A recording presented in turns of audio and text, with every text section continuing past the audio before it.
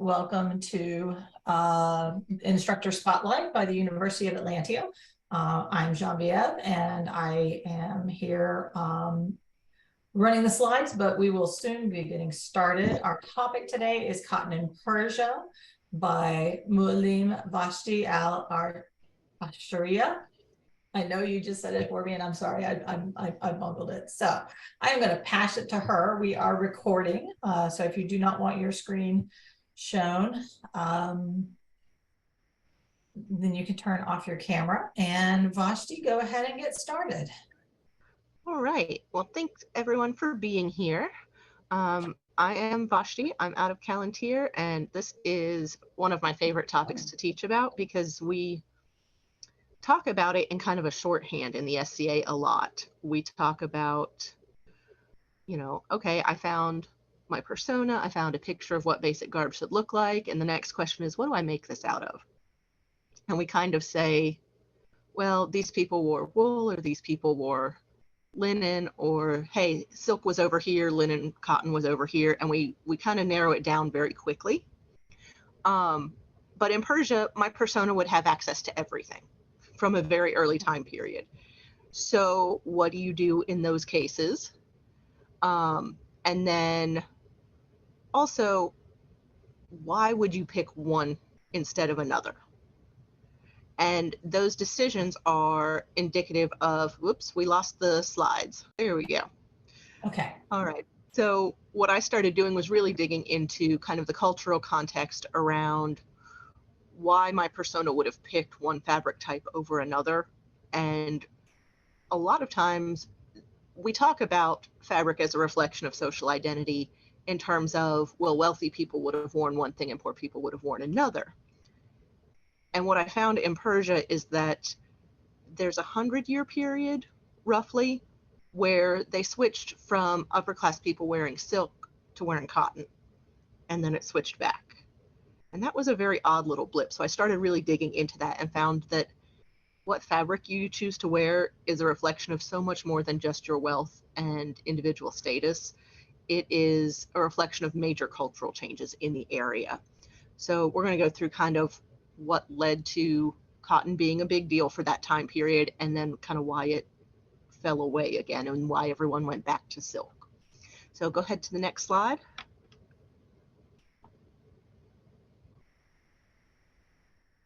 Okay. So if Persian history is not your thing, this is a really brief timeline, and it's kind of my cheat sheet.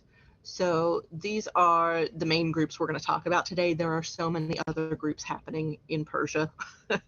I'm not seeing it. You're not seeing the Persian timeline? No. What do you see? I see the goals. Okay. It updated to Persian timeline for me. How's everybody else doing? Okay. It might be some lag. Looks good to me. Yeah, it looks good to me. Gotcha. Oh, there we go. Okay. I have to swipe in order to get it. Gotcha. All right. Okay. Now I got it. So I've really narrowed it down to just the groups I'm going to focus on for this talk, but there were lots of other groups in Persia. These were the people in charge. So this is really top of the food chain. And you'll notice the dates don't line up cleanly.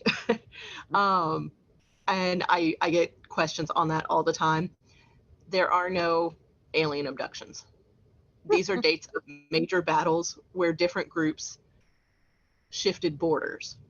So they took over different towns, but it's very rare they took over the entire Persian Empire all in one swoop. So this is where political power changed hands, the borders on the map changed, major battles were won and lost, and it's a very gradual thing that we talk about Persia as an entire empire shifting between groups. I did also leave off the Umayyads. They are the first of the Islamic caliphates to take over Persia. Persia was kind of not the center for them. They were way off on one side. The Umayyads had their capital in Syria, and they had a much more Mediterranean flavor.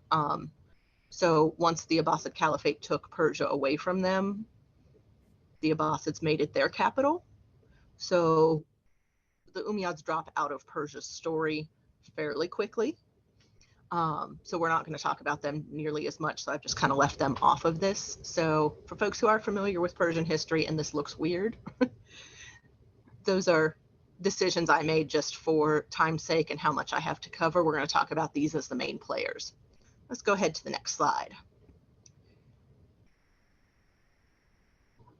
So the Sassanid dynasty is actually an indigenous Persian group.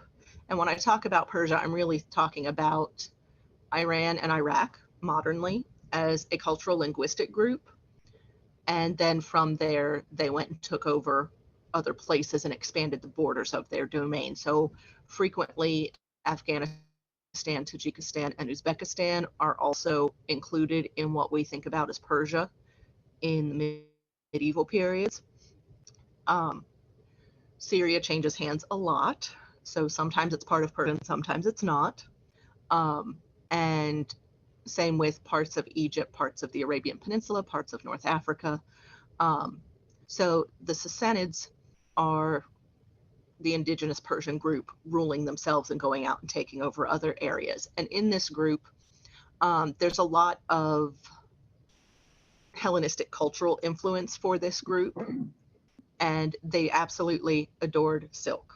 And we know that because they have a huge number of names for silk, and they get very specific on names that describe where that silk was made. And there are certain cities that were very well known for it, and these function almost like brand names. So if you got your silk from over there, you're clearly very wealthy and getting the very best. Silk at this time was an import. It was solely being produced in China. That was a very big deal and a very well-guarded secret. Lots of people died getting the secret of how to make silk out of China. Cotton and linen were absolutely around and being used. The upper class would have used these for their base layers, the garments that are directly up against your body. These items would be laundered more, so they're going to be absorbing sweat and body oil and dirt, and then your fancy stuff goes on top, so you don't have to launder it quite as often. They don't have nearly the number of names for cotton and linen. It's not as big a deal to tell people where you got your cotton and linen from. And at this point in history, cotton is not being grown in Persia. It's not being grown in Iran and Iraq. For the most part, it's barely being grown in some of the areas in Afghanistan. And there's quite a lot of it being grown in India, and that was likely an import as well. And the reason textiles are such a big deal is that these are currency. These are absolutely used like money. You pay off debts with your textiles, whether that's in the form of yarn or even raw materials to make yarn, or woven textiles or finished garments. Governors pay the taxes for their domains with textiles. These are used as diplomatic gifts between different rulers and different military leaders. They're used by rulers to show favor to people who have done good service, and they are very expensive trade goods. So textiles are a very big deal, and the Sassanids absolutely adored silk. Let's go ahead to the next slide.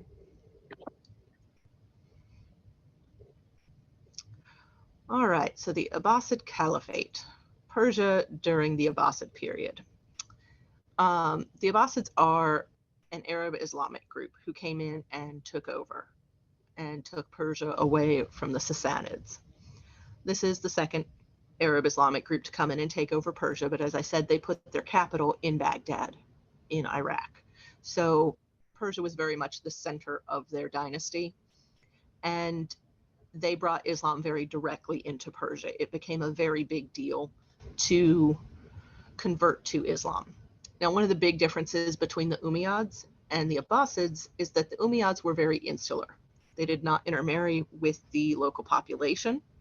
They were Arab, and that was a major thing. If you were not an Arab and a Muslim, and you had to be both, if you converted, it didn't count. You had to be Arab and Muslim in order to work in high functioning positions in the government. You would not become upper class. and all of the wealth and status that comes with that if you were not born into that group. You couldn't marry into it. No amount of exceptional service was going to get you there. And folks who converted still had to pay a lot of taxes. They're not quite as much as people who didn't convert, but there was not the benefit to converting to Islam because you were still very much treated as an outsider. With the Abbasid Caliphate, part of the way they garnered support for revolting against the Umayyads and taking over was that they were very open to anyone who is willing to convert to Islam and who was good at what they did. You could move up the food chain. So they very much had a Persian bureaucratic class. The Persians were educated and literate and good at running the government and the factories and the established trade.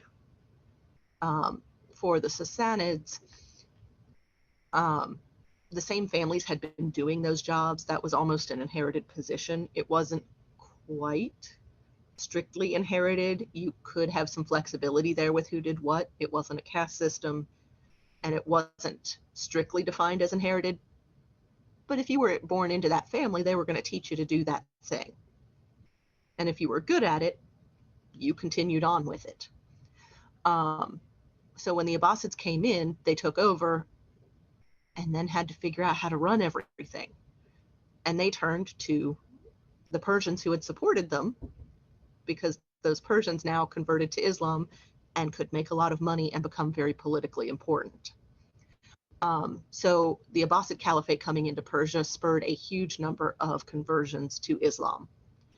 And part of why I emphasize that so much is that Islam creates a demand for cotton. This is specifically for men's clothing. Women were supposed to be secluded, so they didn't care so much what you wore. But for men, particularly men or women who are out in public, you're not supposed to wear gold, you're not supposed to wear silk, you're supposed to dress modestly. So linen and cotton and wool were acceptable. Silk and gold thread and cloth of gold were way too ostentatious. At least that's what the religion says. That sometimes falls by the wayside for certain things, and over time it definitely changes. But starting out, all of these converts who wanted to show that they were supporting the Abbasids and who wanted to move up the food chain converted, and starting to change how you dressed was a very visual and public signal for whose side you were on, and kind of, I know where my bread is buttered, I'm going to head over there and do what they're telling me to do. Let's go ahead to the next slide. So this is a map of the Abbasid Caliphate at its broadest extent. So they took over a lot of territory. Again, some of the areas, particularly those darker green areas, changed hands a lot. And at different times they gained or lost territory, but at its biggest extent geographically, this is what would have been included in the Abbasid Caliphate. So again, if you're on a far-flung edge, what I'm talking about probably doesn't apply quite as strictly, but for particularly Baghdad and particularly major cities in Iran and Iraq, that's really where we're focusing, because Baghdad is your capital, and those other areas are nearby and got a lot of attention from the people at the very top of the food chain. Let's go ahead to the next slide. Okay, so why cotton wasn't a thing in Persia? There is a big debate among scholars over when cotton began to be grown in Persia and why previously cotton was imported from the edges of the Sasanian Empire. And that was that conditions just weren't there. They really couldn't grow it except in a few areas on the edges of the empire, and particularly in India. And the main thing is that cotton needs a long, hot growing season and a lot of water. So when I talk about areas on the edges of the empire were growing cotton already, I'm talking particularly about Marv, sometimes spelled with an E, Merv, and then Samarkand and Bukhara.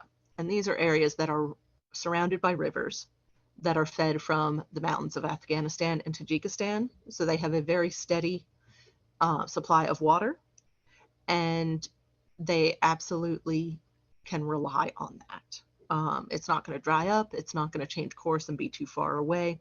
They can actually dig canals from the rivers to where their cotton fields are and rely on that water being there. The rest of Persia is a lot of plateaus, a lot of high desert plain. You don't have quite the number of steady and reliable water sources. So what there is devoted to food crops. They weren't going to use it for growing something that couldn't be used to feed the populace and the military. Taking care of your military is a really big deal, especially when you have just led a revolt and taken over a place. So they weren't too concerned with trying to grow cotton at that point. As things went on, they really were trying to eliminate the need to import. They suddenly had this demand. Now let's create a supply for it that we don't have to pay for. Go ahead to the next slide. This is going to show you just a little bit about some of those cities and the location of the rivers. So if you look at the word right in the middle, Transoxiana, and go just a little bit down from that, there is Bukhara, right between the words for Transoxiana and Sogdia. And there are lakes and branches of rivers kind of on all sides of that. If you go to the right, to the other end of the word Sogdia, there is Samarkand. And if you keep going right, there is a desert, and that water starts to dry up. So these are areas that were just in the absolute right place to be surrounded by rivers that had steady water supply. Marv is, if you go from Transoxiana down to Khorasan on the bottom left, Marv is just above Khorasan, and on here they spell it with a W. And again, that's sitting right on a river, and there are 2 or 3 more rivers and branches kind of surrounding that. So these areas just lucked out. So Persia is actually going to be off to the left of this map. And again, most of it doesn't have quite the same water supply that's coming in, so they would have to rely on rainfall, and that varies so much they really couldn't devote areas to crops that weren't food if that area had the steady water supply. So let's go ahead to the next slide. All right, so agriculture in Persia. So the Abbasids took over around 750, and they definitely were looking for ways to supply this demand for cotton. As I mentioned, the natural sorry, was there a question? No, I was clearing my throat. Sorry. Okay, no problem. If y'all do have questions, definitely interrupt me. I'm very much one of those people, if it's in my head, I need to say it now or I won't remember it. So feel free to do that. I definitely want to make sure I talk about what you guys are interested in. So Abbasid agriculture, again, the naturally irrigated land is already in use for food production, and they have this demand for cotton that they're having to pay for. Well, the Abbasids were familiar with qanats, which is the Arabic word. In Persian, it's kariz, which is a method of irrigation that we think the Abbasids brought with them. It's found a lot in the Arabian Peninsula, which is also fairly hot and dry. So in terms of agriculture, they had to use a lot of irrigation. And the timing on when these terms show up in the text documents that we have access to, and when we start seeing these used in different towns and cities, lines up pretty well with the Arab Islamic groups coming in and taking over. And what this does is it opens up a lot of land that was not previously available for agriculture because of no water supply. And Persia had a long history of land being owned by putting it to use. So if that area was considered too arid and unusable, and nobody was there using it, and you went in and started farming on it, it's now your land. This totally changed how the aristocracy functioned, because aristocracy were landowners. And if you can suddenly become a landowner rather than being born into it, you have a whole segment of the population who is willing to try this new thing. You know, this was a gamble. It very much was, to move to a new place that doesn't have a big city around it and grow something that isn't food. So, okay, we're going to go out here and we're going to start farming cotton, but you can't sustain yourselves on that. So in terms of being productive and making money on it, you have to have a much higher level of success at growing and selling that cotton to be able to then buy your food and sustain yourselves on that. Let's go ahead to the next slide. This is a basic diagram of what qanats look like and how they work. It's a canal system that uses wells and gravity to get the water where you need it to go. It also relies on a certain level of groundwater. So certain areas that are too dry overall aren't going to be real useful with this. So it very much relies on how much the average rainfall is.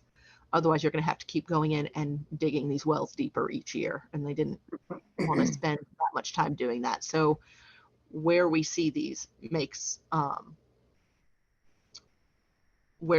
popping up lines up with kind of what the evidence for the climate and the annual rainfall was for, okay, this is a new thing that was happening here. And there's not much evidence for these being used in areas of Persia before the Abbasids took over. Let's go ahead to the next. So in Abbasid Persia, we have a Muslim group that has control over a non-Muslim country. And starting out, it wasn't very stable. You have a minority in control over this country, and it's a different religion and it's a different language.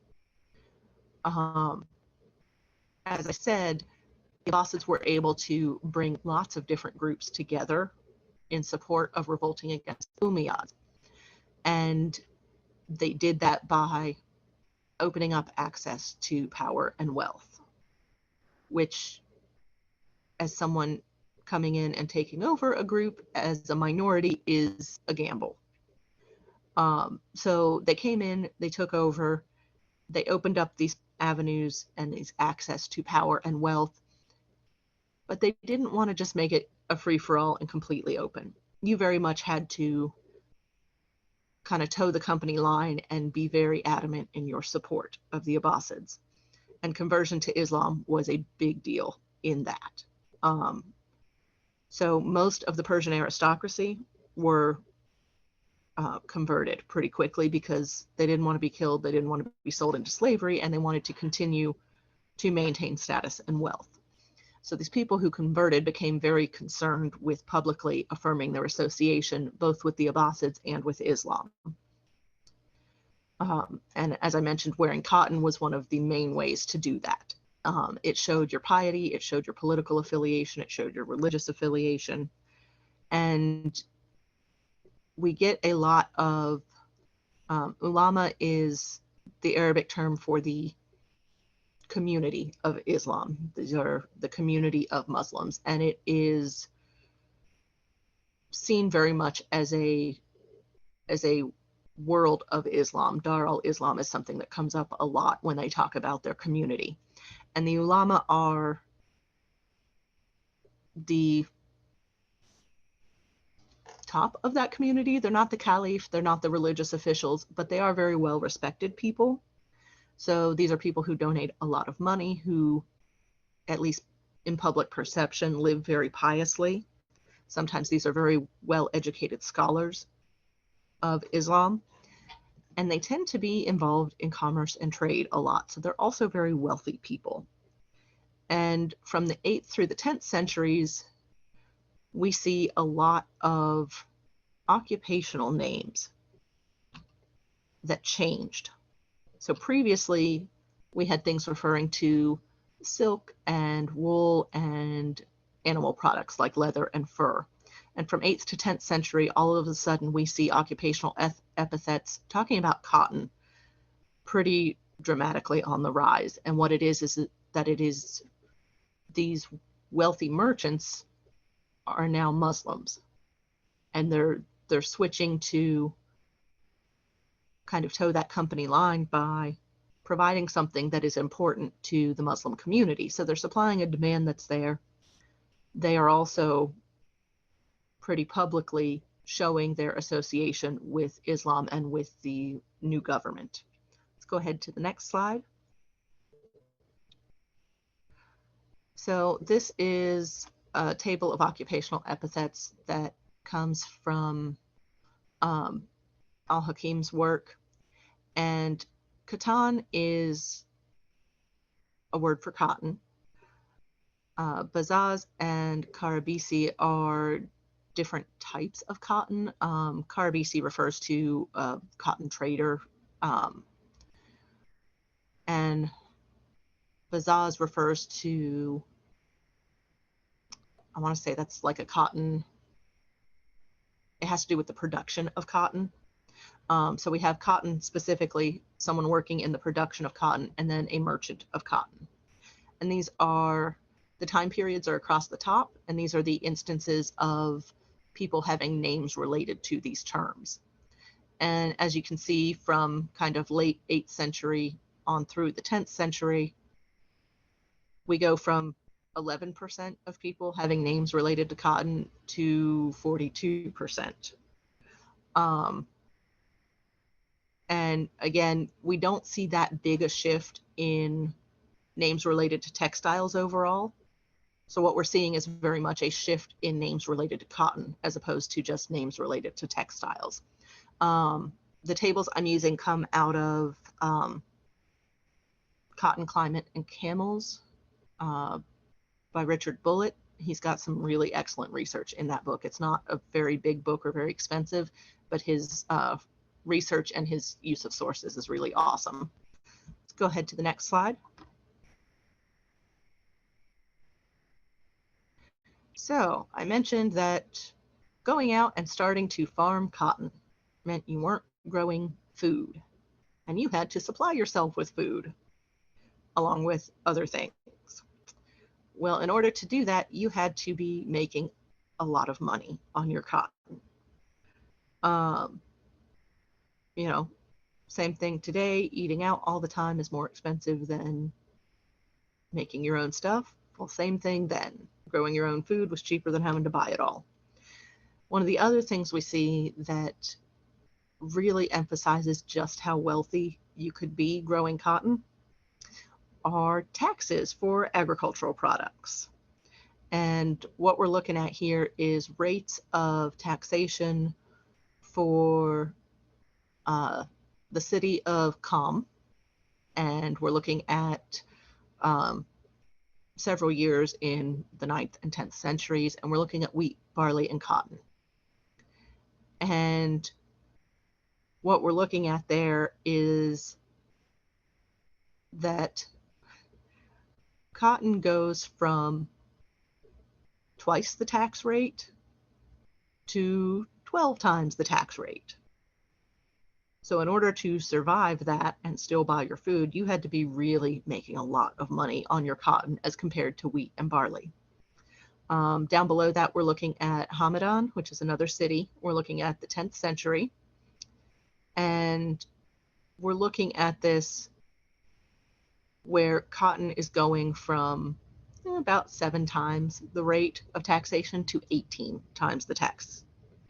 And it's one of those things where, you know, if you're looking at buying all your food, you're setting up a farm in an area that wasn't previously well inhabited. So you're bringing in building materials, you're bringing in pretty much everything you need to live there, and then you're paying tax rates that are increasing more than 10 times. the rate of wealth that's happening with cotton had to be pretty incredible. And a lot of these areas that began as cotton farms grew into some pretty substantial cities during the 9th century. So they had enough money that they were drawing merchants to them, even though it's not an area that's growing its own food. All right, let's go ahead to the next slide. All right, so we talked a lot about agriculture. Let's look at manufacturing a little bit. And what I have up here at the top, Dar al-Khaz, Dar is used as world or house, depending on the context. And Dar al-Khaz is the house of cotton, or sorry, Dar al-Khaz is the house of silk. Dar al-Khatun is the house of cotton. And Dar al-Tiraz. We're a little bit familiar with Tiraz in the SCA. Typically what we think of is that it's the band with an inscription around the upper arm of garments in Muslim countries. Well, we have 3 different, sometimes they're referred to as palaces, sometimes they're referred to as factories. In some cases, these are wings on bigger palace structures. So Dar al-Khaz and Dar al-Khatun are storehouses that are associated with palaces. So one stores silk and one stores cotton. And then, so at this point, cotton is big enough that your caliphate has almost an entire wing of a palace dedicated to storing cotton. These are, the uses for these fabrics would be making garments for everyone in the palace. That would be from the caliph and his immediate family through the eunuchs and the domestic servants. Everybody's garments would be made out of what was stored in the palace. So there's a variety of different qualities of fabrics, but for some of these caliphs, there were tens of thousands of people that were living in the palace that were considered part of the caliph's household or his dependents and under his protection that would be fed, housed, and clothed by him. So these were some pretty substantial storehouses. Dar al-Tiraz is actually less of a storehouse and it's more of a factory. This is where they're making things out of these fabrics. And Tiraz is actually a lot more nuanced term than than the way we use it in the SCA. Tiraz comes, it's sort of an Arabic version of a Persian word that means embroidery or an item adorned with embroidery. It was used to refer to the inscriptions on garments, although those weren't always embroidered. Sometimes they're embroidered, sometimes they're woven, sometimes they're painted. Tiraz also gets used to mean the garment itself that has an inscription on it. It's also used to refer to the workshop where those items are made. So Tiraz can mean a whole lot of things depending on the context that it's in. And in Arabic cultures, this becomes a word for fancy stuff. If it's a luxury item, if it's very fine quality or very fancy in appearance, it gets referred to as Tiraz. Let's go ahead to the next slide. So for the caliphal workshops in the 9th century, cotton and linen are the major manufacturing items. So they are weaving cotton and linen fabric, they are making garments out of them, and these are things that, again, would be worn by everyone in the palace, from domestic slaves through the caliph. These are also things that he would give away. Some of these would be donations to the poor. Some of these would be diplomatic gifts or gifts to military or political officials who he was pleased with. Later on, we see these switching to being silk for the gifts. A lot of the donations to the poor remain cotton and wool, depending on the time of year. But typically what you're seeing for Tiraz workshops, especially the things with inscriptions in the 9th century, you're seeing a cotton or linen base and then a silk inscription. And there are a couple of different thoughts on what was happening here. The first is this was a compromise between the religious restrictions of what you're supposed to be doing and those luxury goods everybody likes and really wants.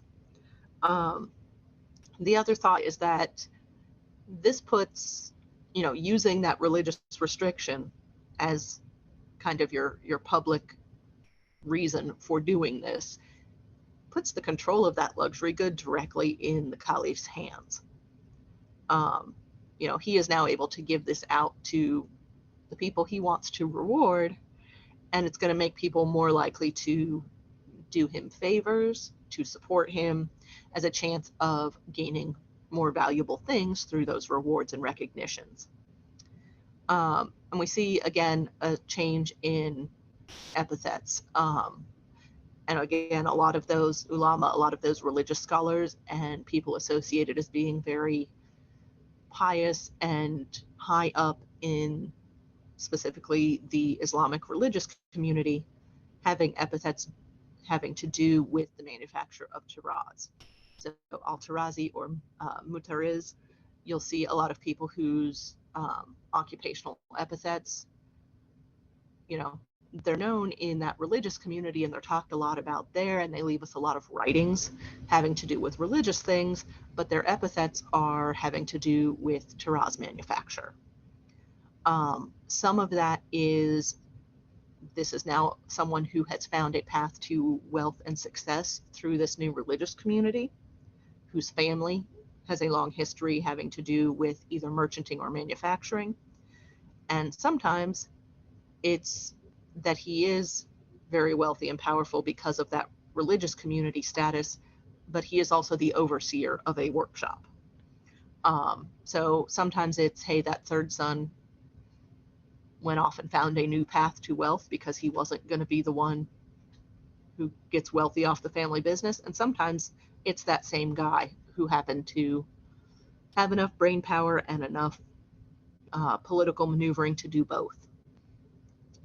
And again, the shops associated with the families of the religious elite, you almost always are seeing cotton exceeding silk in those manufacturing numbers, in those trade good numbers. If it's a wealthy and elite religious member of the Islamic community in the 9th century, they're focusing on cotton. Let's go ahead to the next slide. All right, this is an example of Tiraz, and this is before it becomes a garment. This is actually embroidered, and it's cotton silk blend. So you have the cotton base, and then you have the silk embroidery. And this is from Merv or Marv on that eastern edge of the empire. Let's go ahead down to the next one. So looking at what happened in that early part of the Abbasids taking over Persia, the Abbasids really brought in this idea that the Umayyads were doing Islam wrong. They had become corrupt. They had become and part of that was how insular the Umayyads were. The Abbasids really used that against them, that, they were corrupt because everything was being done behind closed doors and no one else had any access to it. So the Abbasids really opened that up, brought lots of Persians into Islam, and in doing so brought a lot of Persian taste for luxury goods into Islam. And there was a lot of tension and conflict with those two ideas.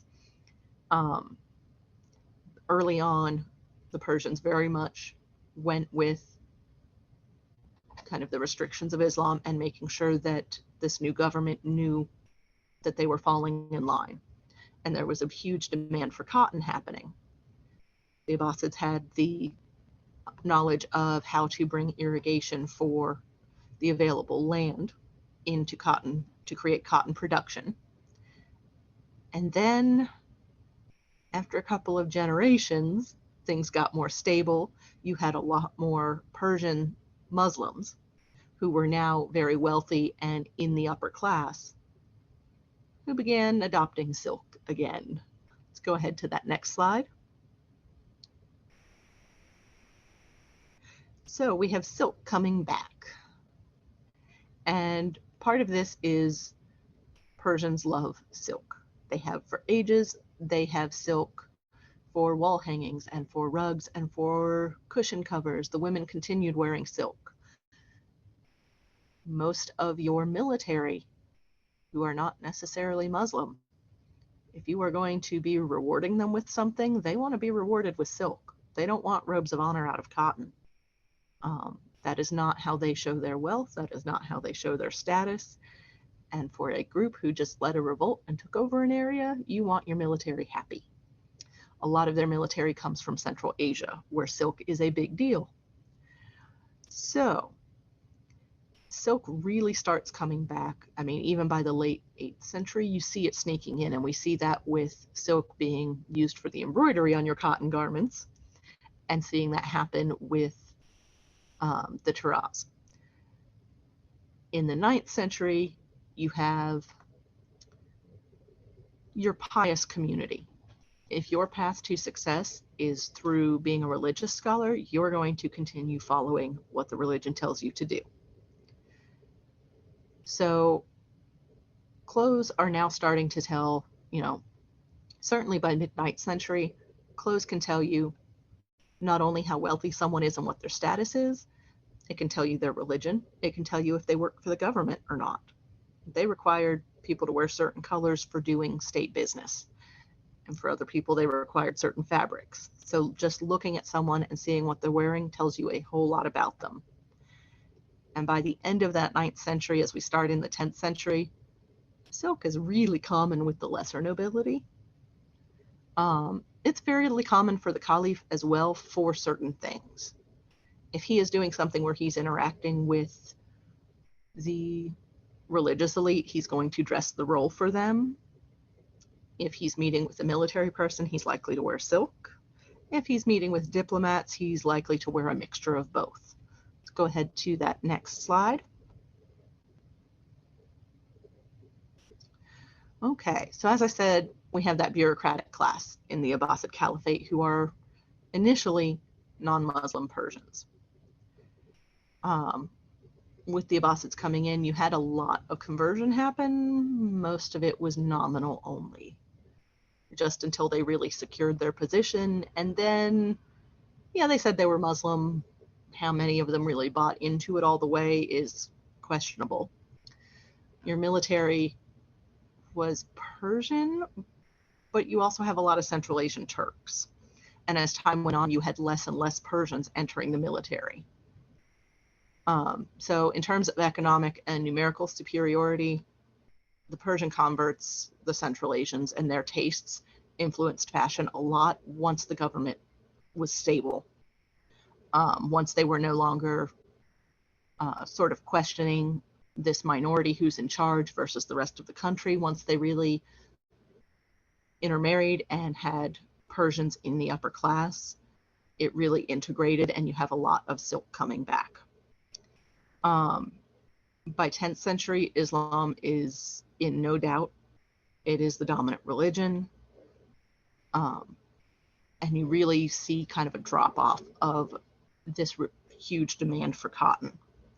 It absolutely continues to be used for the religious community. It's also donated to the poor a lot, but the aristocracy really begins to use silk again. The other thing that happened in the 10th century is the ability for Persia to actually grow cotton disappeared. Let's go ahead to that next slide. We have a climate change problem. In the 10th century, you have a mini ice age that hits a lot of the world. You have huge upheaval in Central Asia because your northern groups start pushing south. It creates all sorts of conflict, all sorts of refugees, all sorts of migrations. And this cold spell lasted a little more than a century. And if cotton needs a long, hot growing season, you now don't have that in Iran and Iraq. You also have a major effect on your food crops. So anywhere that is irrigated enough to grow something gets converted to growing food, because suddenly areas that used to be good food producers are no longer good food producers. So if you have land that can produce, you're going to start growing food. You also have this drop off in the supply, in the demand for cotton, so you're not making as much money on it. So you need to grow food. You're struggling to grow cotton, and there's not really the need to grow cotton. So a lot of these areas convert back to food crops. As I mentioned, this cooling off of the climate created a lot of upheaval in Central Asia, and you start getting refugees coming into Persia from Central Asia. So you have an influx of people who really don't care about cotton at all. They want silk and wool. And really, 10th century is the end of cotton production inside Persia. Let's go ahead down to the conclusion. All right. So most places had access to more than one type of fabric, regardless of how we talk about it in the SCA. Those fabric choices tell us a lot about people. It tells us their relationship with the government, what religion they are, what social status they are, how wealthy they are. It can also tell us what function they're performing at the moment, whether they're doing official state business or they're just hanging out with friends. They're going to wear different things for that. So what fabric you make your garment out of shows your social identity. And again, context for this is absolutely everything, because without giving the cultural idea around what's happening, we talk about it so briefly in terms of, oh, well, they would have worn wool. Oh, okay, but why? So digging into that really gives us a much more nuanced understanding of why you make the choices you do. The last couple of slides are my bibliography.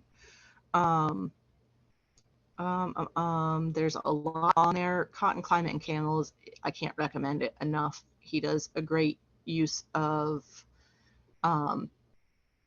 tables and charts and documents and using primary sources really well. The other one that I get a lot out of, the material for History of Islamic Textiles up to the Mongol Conquest by Sargent. That's a whole series of articles on different aspects of clothing that's really, really good and has a lot of information. Yeah, that's everything I've got.